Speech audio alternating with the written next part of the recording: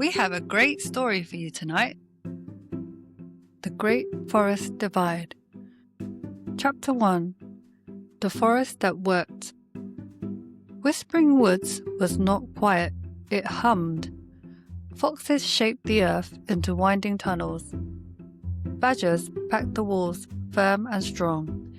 Deer kept the meadow neat. Squirrels gathered and organized food. Hares delivered messages at lightning speed.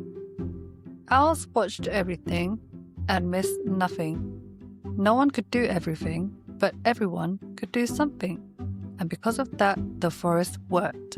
Not perfectly, but beautifully. Chapter 2. A New Idea. One autumn afternoon, beneath the great oak, a fox raised a thoughtful question. "We dig the tunnels," the fox said. "What would happen if we kept them just for us?" It was not shouted, just curious.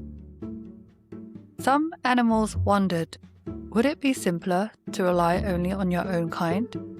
Would things move faster? Would there be fewer disagreements? The owls blinked thoughtfully. The badgers shifted their weight. The squirrels paused mid-sorting.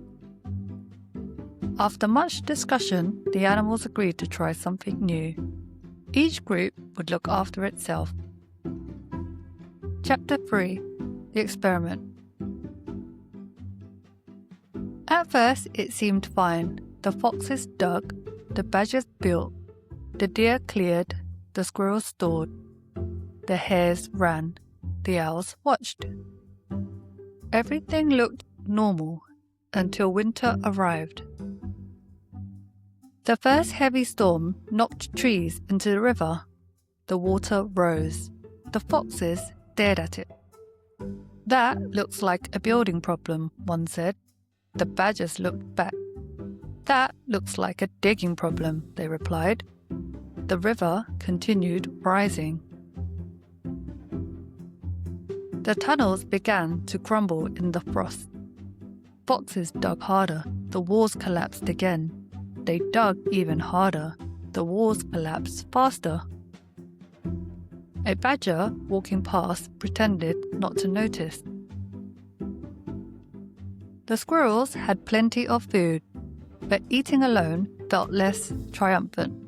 They missed the chatter. The deer cleared snow from the meadow. They were very tired. The owls saw danger creeping at the edge of the forest, but there were no hares running messages.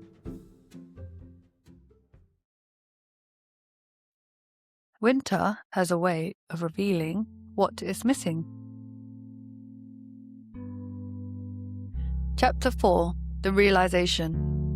One icy morning, several animals found themselves near the half-frozen river. No one had planned to meet, they just ended up there.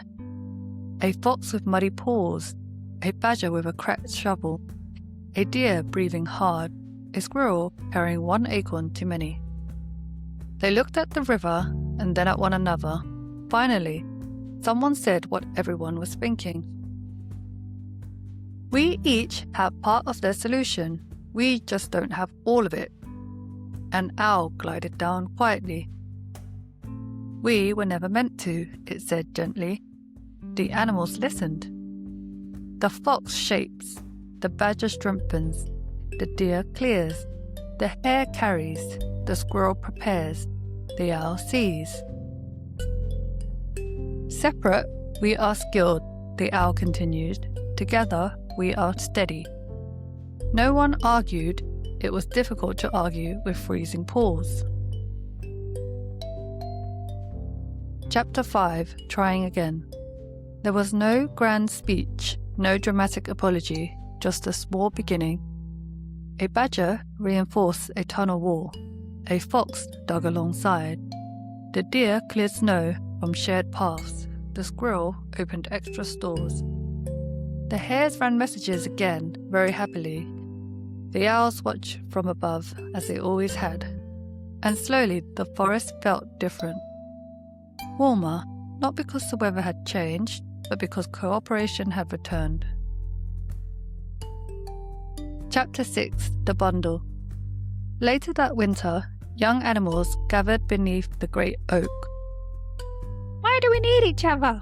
one asked. An owl collected several small sticks. It snapped one easily and tied 10 together. "Try to break them," it said. The young ones pushed and tugged. They could not break them. "Strength is not about being the same," the owl said. "It is about holding together."